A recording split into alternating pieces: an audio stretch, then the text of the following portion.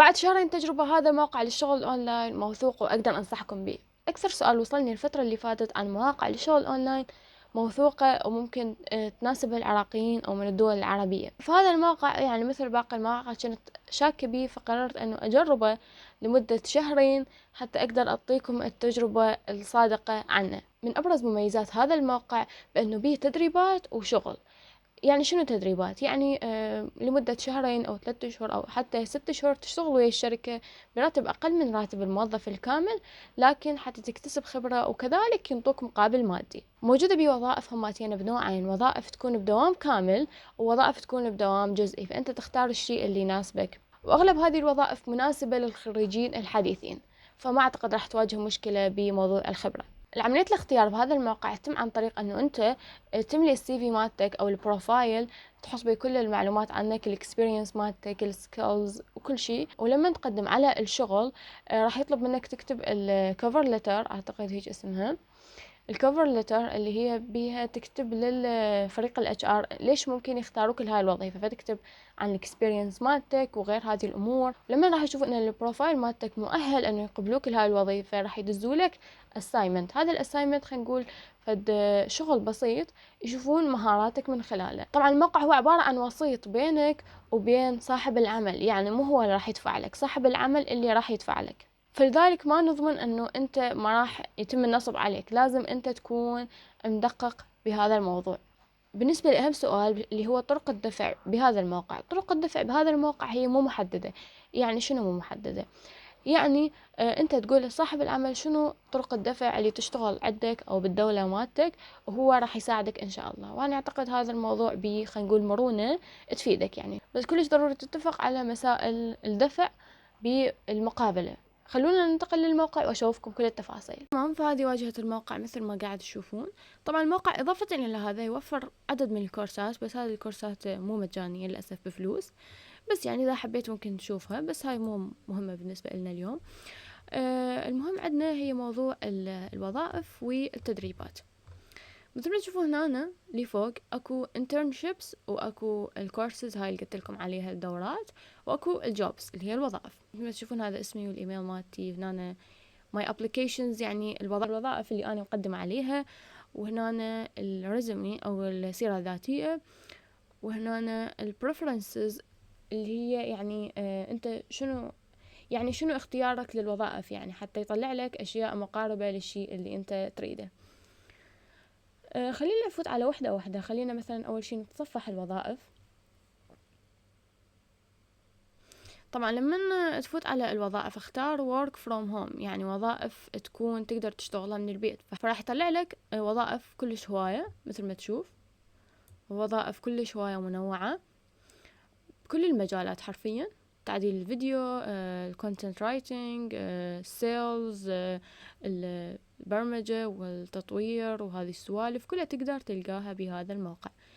إذا أنت تريد تحدد فد مجال معين من هنا تقدر تحدده بكل بساطة. ديزاين على سبيل المثال، فأنا حددت أنه أنا أريد مجال الديزاين وأريد مجال العمل من طريق البيت. فرح هنا يقول لك جرافيك ديزاينر، الراتب السنوي راح يكون 2 هاي العملة الروبية الهندية، تحولها للدولار وتشوف ايش قد تطلع.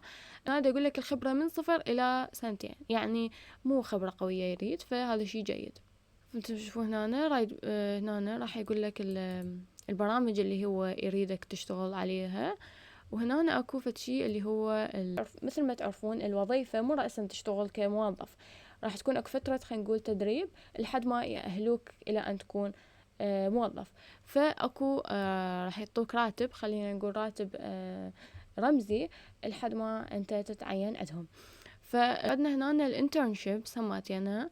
هنا تقدر تحدد انه بارت تايم، اذا كنت انت طالب ما تقدر تتدرب بدوام كامل تقدر تختار هذا الاختيار. مثل ما تشوفون هنا يقول لك 1000 روبية بالشهر، واكو حوافز. هنا اكو تدريبات طبعا مو مدفوعة، يعني هاي مثلا خلينا نقول منظمات تطوعية او تعليمية او غيرها، يعني ما تعطيك مقابل عليه، فانت لازم يعني تنتبه لهذا الموضوع. شوف حتى فاشن ستايلينج حرفيا تنسيق الملابس، كل شيء موجود بهذا الموقع حرفيا. هسه راح أشوفكم الوظائف اللي أنا مقدم عليها والوظائف اللي قبلتني أو تواصلوا وياي عن طريقها. 7 صفحات وظائف، يعني نجوز مثلا 40 وظيفة. زين ليش ياداني 40 وظيفة؟ خل أحكي لكم. أنا لما شفت هذا الموقع كنت خايفة من مصداقيته أو كنت شاكة بيها، ف ظليت أقدم على وظائف يمكن باليوم أقدم على 5 وظائف. كنت أريد أشوف نتيجة بسرعة بصراحة.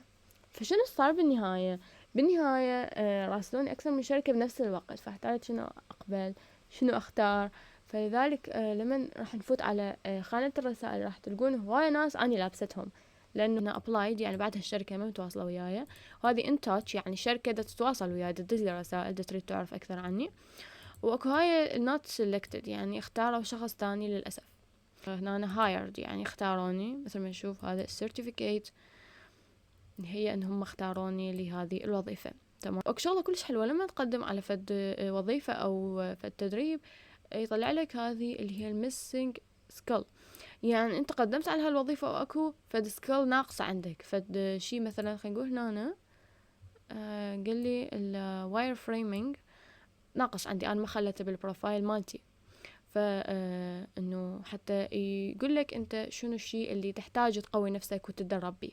مثل ما تشوفون هنا هاي الشركات كلها متواصلة وياي، مثل ما تشوفون هذول البارحة دزولي يردون اكمل هذا الاسايمنت وادز لهم قبل يوم 4 جولاي، يعني مطين تقريبا يومين. تخليني اشوفكم الرزمي مالتي او خلينا نقول السيرة الذاتية.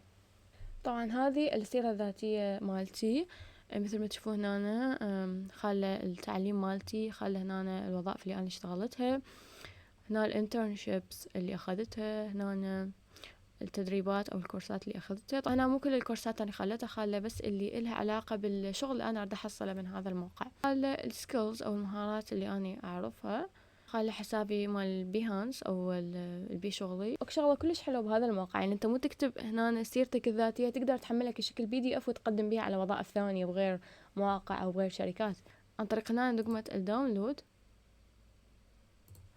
راح تفوت على السيره الذاتيه مالتك، راح يسوي لك اياها بشكل مرتب. فهذا كان الموقع مالتنا لليوم. انا انصحكم تبدون تقدمون بيه وظائف وقدموا ايش قد ما تقدرون. فاذا تردون جزء ثاني احكي لكم بيه شلون تنقبلون بهذه الوظائف، شلون تقدمون، شلون ترتبون سيرتكم الذاتيه بهذا الموقع وكل هاي التفاصيل، فكتبوا لي حتى نسوي جزء ثاني ان شاء الله. واذا حصلتوا وظيفه من هذا الموقع اكتبوا لي حتى يعني كلش راح اكون فرحانه بهذا الشيء. ولا تنسون اللايك والسبسكرايب. مع السلامه.